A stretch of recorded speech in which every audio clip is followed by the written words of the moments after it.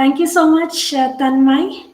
So I will also be listening to your story for the first time, so which is creating already a lot of curiosity.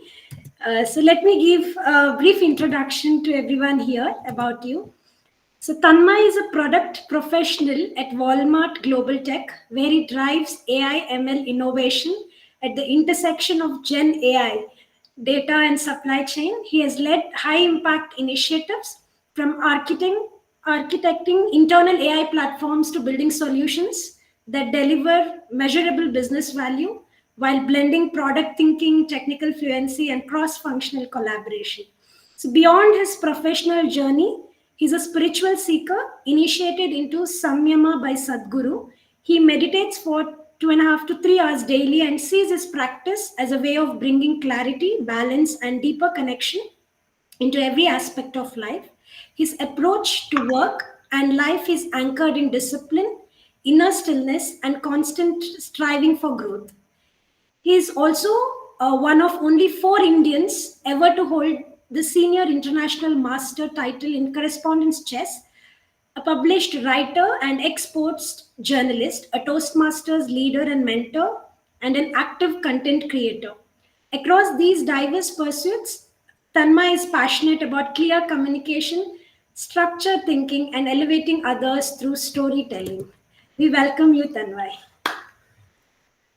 Thank you so much for the very warm introduction. Before I start, I just want to check if the audio is clear. Okay. Maybe this was always the path. When I was reflecting on my journey after I made the Senior International Master title, I went back to the very beginning.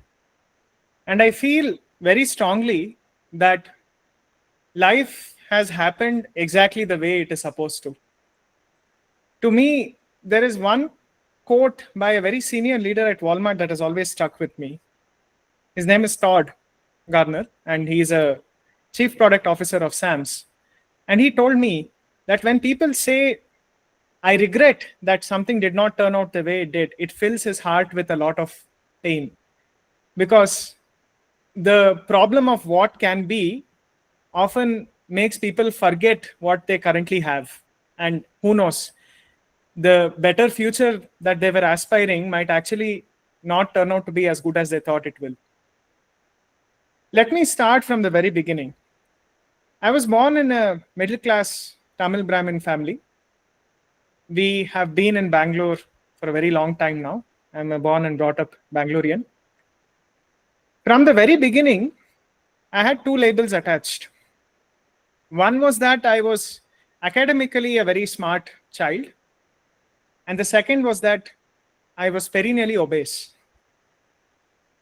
And the justification that I always had was that as long as you keep studying well, it doesn't matter how you look. But living through that obesity and the notions that came with it actually taught me a lot. Today, when I look back, I smile at how little I knew then, because now I realize that a sound mind is one that always resides in a fit and stable body. So when growing up, of course, these 2 labels influenced a large part of who I was. I was always near the toppers ranks, as I would say. Decent student. I scored above 90 in my 10th, about 96% in my 12th. I got into a lot of good colleges, but in the end, I decided to choose BMS. Before I go there, I also want to talk about a small diversion.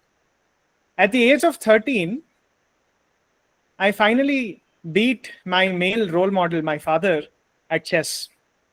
And any child knows that the moment they beat their role models, when they start thinking, oh, maybe I'm good at this. So at the age of 13, I realized maybe I should give chess a go. But it was the worst possible time to start. Because if you look at the history of chess prodigies today, a lot of them are grandmasters and professionals by the time they're 13. So then 10th got in the way. I got my FIDE rating, which is the International Chess Federation that gives you a rating based on how well you play. I got it at the age of 15. 10th standard got in the way. Then in I entered my 11th and 12th, and every Indian student knows that these are the two most critical years of your life. So throughout my 10th to 12th, I ended up losing a lot of rating. And then I had to focus on my studies. I got into BMS College of Engineering for Information Science. Then I decided to restart playing again. Just before that, when I was in my 12th, I thought to myself, what should I do that will allow me to keep in touch with the game I love and at the same time give me enough time to focus on my studies? At that point, there's an organization called ChessBase India, which was an offshoot of ChessBase, the world's oldest chess software and magazine publisher. They had this offshoot that was just beginning to grow in India, and I contacted the founder and we started talking. Then I started writing game commentary for them. Little did I realize that this would lead to one of the biggest breakthroughs in my life. So I did my 12th, I got into engineering, and then I started playing again. For 1.5 years, I did play and play and play.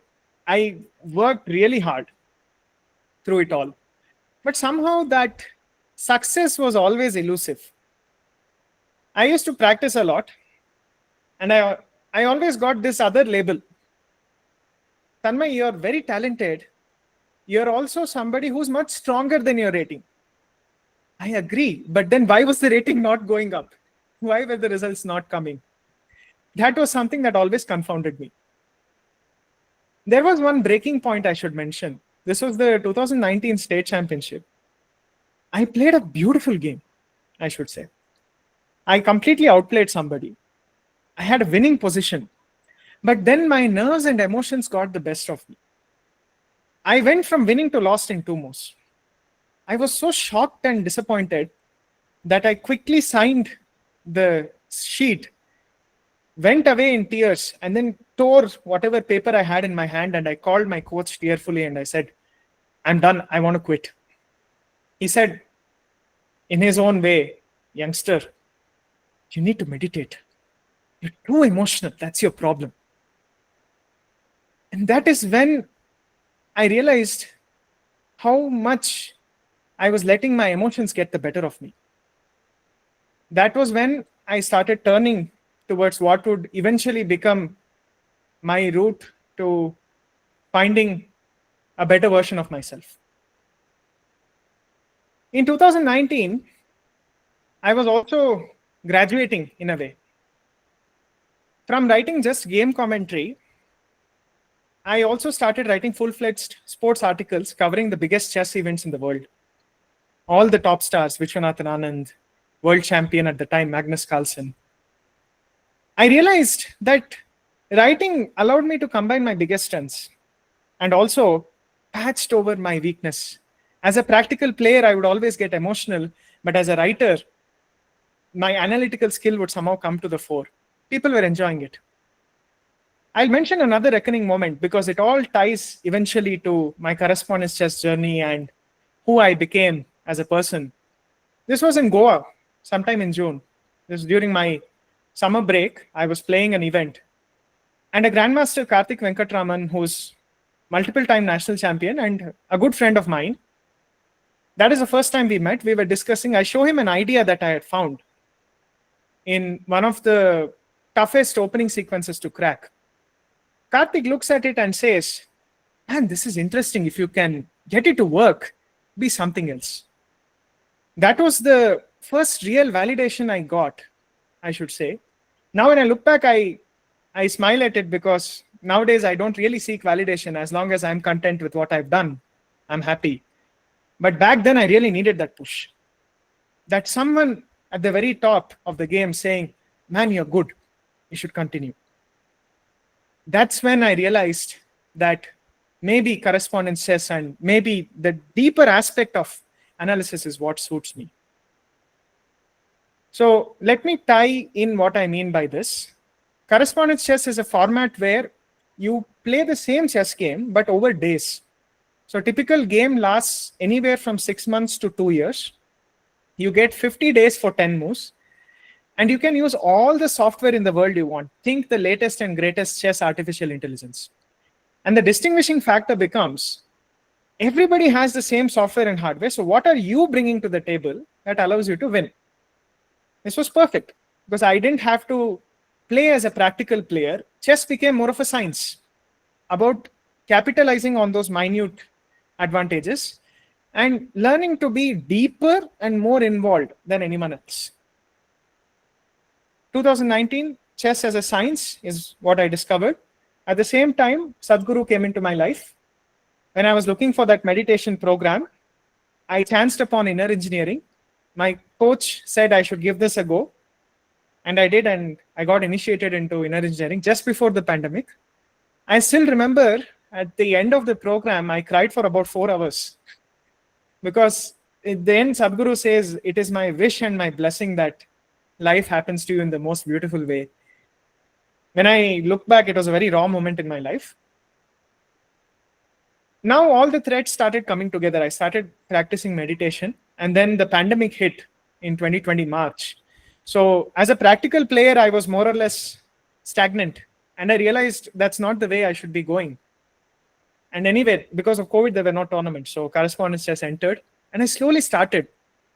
Initially, very tentative footsteps. I was very dependent on the artificial intelligence engines that were there at the time. Slowly, I learned through one painful defeat and numerous draws that I needed to bring my sense of individuality into the game. That it's not just about being a power user of software. It's about being a uniquely different chess player and the ability to generate chances where other people would miss. If I had to look back now, the skills that I learned then are very useful to me in my day job today, because the way I interact with ChatGPT or GitHub Copilot, take any large language model today, it's the same way I interacted with chess engines.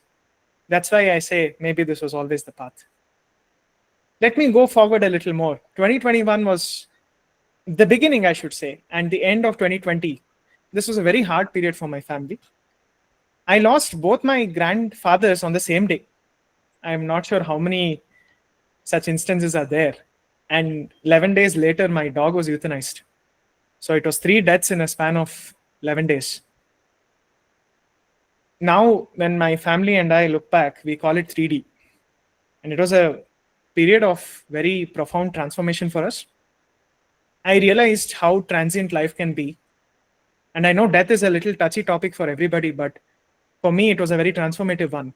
When I saw a living being die before my own eyes, and then from something with life to something without life to then absolutely nothing, I think that really touched the core of who I was. I realized how transient life was. I realized the number of mistakes I was making, the time I was spending on social media, how I was being mean to people, how I was letting obesity take control of me. And people who have had weight issues will understand, if you have excess weight, there's a severe inferiority complex. You feel you're not good looking. And at the same time, there's a sense of aggression that comes because you feel like you're fighting the world. And end of 2021, I realized that I cannot live like this. So one thing is, in March, when all these deaths happened, I completely quit social media because I realized I was wasting my time. I didn't need the world to know how I was doing. I needed to know how I was doing first. I needed to become better. So at that point, it was a very transformational period for me. I got into IIT Bombay as a data science intern. I had to prove my mettle multiple times, from being told I'll be fired in 2 weeks to at the end of the internship, my professor saying, I want to do more work with you. And then using that to get into Walmart as an intern. And again there, I had to fight for my place because I didn't have a secure job at that time. It was a journey. And at the beginning of 2022 is where I would say the transformational seeds sort of took effect. I decided enough is enough. I went to a very renowned nutritionist and I decided I had to get back in shape. I was 125 kilos at the time. Today I'm 90. I've lost 35 kilos. And I've become an entirely different individual. I started eating healthy. I exercise 6 days a week.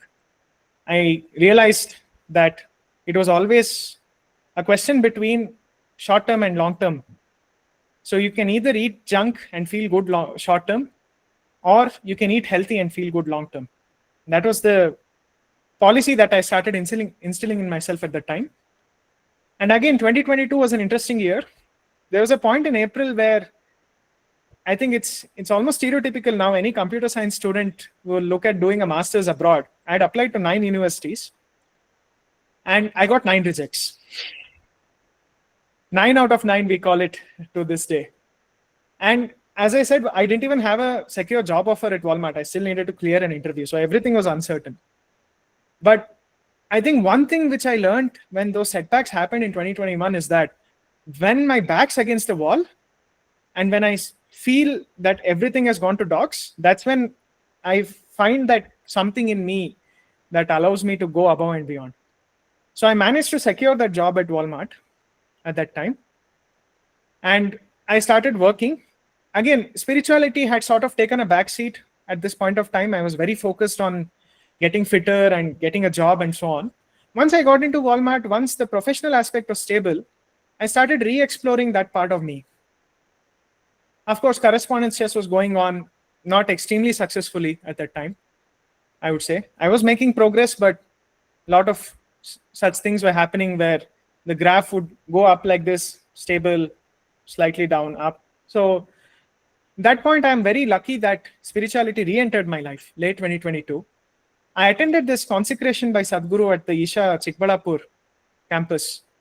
And I would say after that, life just went very fast forward. I got initiated into an advanced practice called Shunya. I started practicing that. And I met a lot of wonderful people. I would like to mention few of them. My first mentor at Walmart and probably my mentor in life, Rohit Ramanand.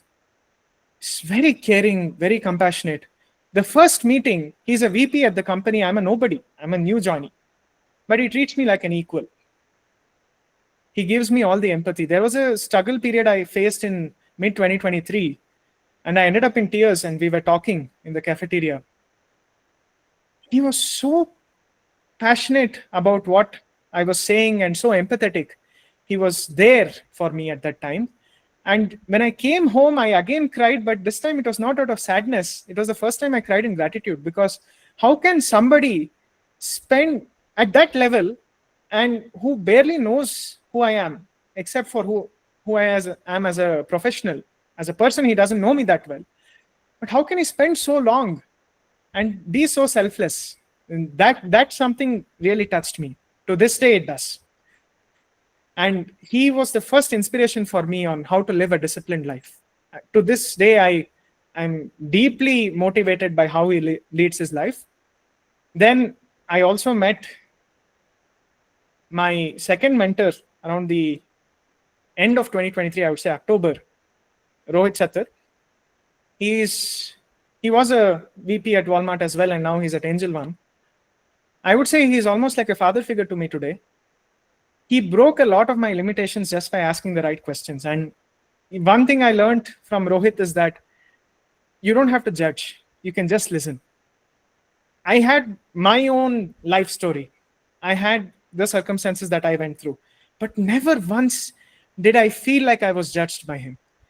And this is something today I discuss with his kids, and I'm in marvel at how he does it. Because as humans, the first thing we do when somebody says something is we start judging. But this man just cannot. He taught me so much. He opened a pathway for me to become a better human being. And I think his presence, along with the Samyama initiation, which happened in December, really changed who I was. I'm eternally grateful to Sadhguru for ensuring that I got into Samyama. It was by complete chance. Like the previous speaker said, I'm not someone who can sit on the floor for very long. I cannot do many asanas, but I managed to get through 8 days of total silence and meditation for 12 hours every day easily. This is just an estimate because we don't know when it starts, when it ends. Complete silence, not talking to anybody, being away from family, the discipline and the rigor it took. I look back, I wonder how I did it. And I'm really grateful to these people, because about that early 2024 to mid 2024 is when I really shifted as a person. I stopped judging what others were saying. I started listening more. I became more empathetic to myself first. And then naturally that sort of shifted to others.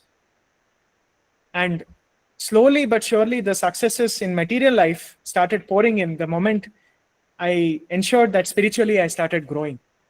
So in 2023 itself, I won a second place in a global hackathon at Walmart. 2024, we came first. And then later in the year, I was selected for an exclusive immersion program in the US. And I feel the things started falling in place materially because I was open to improving myself spiritually. I feel material success is a consequence of being a better human being.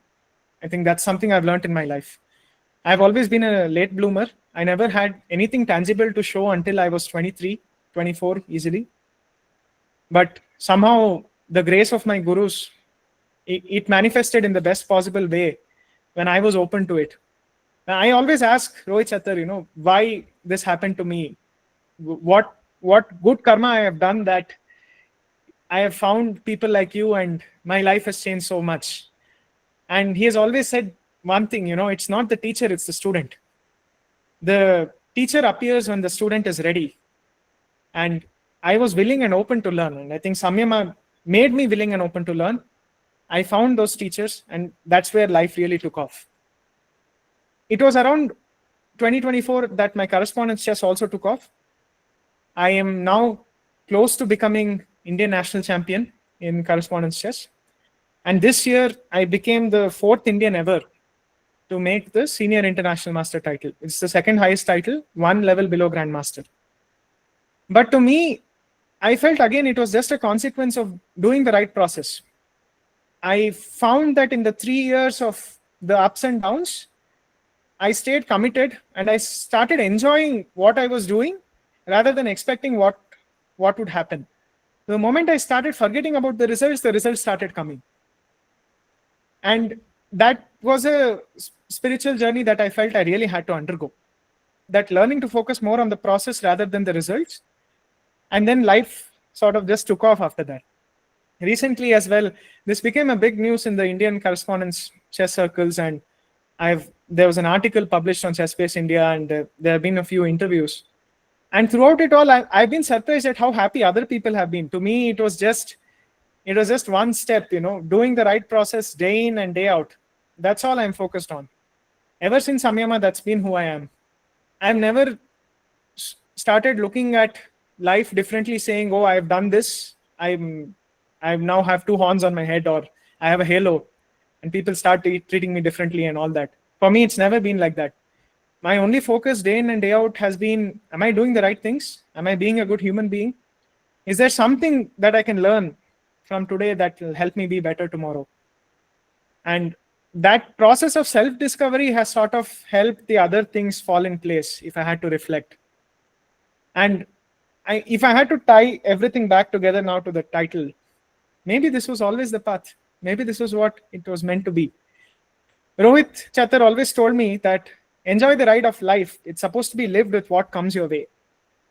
And if I look back, those MS rejections were very good, because in hindsight, I got into a safe and stable job in India instead of being in the ruckus that most of the graduates right now are. The Samyama happening was the best thing that happened, because through that, I managed to find a portal to change. Walmart happening the way it did, best thing that it did, because I could get to meet these amazing people and learn from them. I should also mention Toastmasters, because Pramod sir is here. I joined in March 2023, and I would say it was a very transformational place to be, because I always thought I was a good speaker. But then I joined and I realized when I saw people like Pramod sir and Tejaswini ma'am, who is one of our top speakers, few others, I realized how much further I needed to go. And through Toastmasters, I experienced a lot of change on how I present ideas, how I look at good communication. Before, I used to think good communication was writing big words, big sentences, being so eloquent that nobody understood what you were saying. But now I understand through these people that simple words delivered in a profound manner make the highest impact. So Toastmasters happening the way it did, because I joined because I wanted to do an MBA or a master's and I wanted to build my profile. But then I realized that I joined for something else, and now I stay back because of the people that have helped me grow, the people who have helped me be who I am. Life has this way, I feel, if I look back nearly 25 years now, every life circumstance that I've had has shaped me to be who I am today. And if you ask me, would you have done something different, or would you have wished something else happened, I would say absolutely not. This has been one heck of a ride. I can't wait to see what's next. Be it this session or whatever life has in store. Open, seeking what else is left to come. Thank you so much. Thank you so much, Tanmay, for sharing your journey.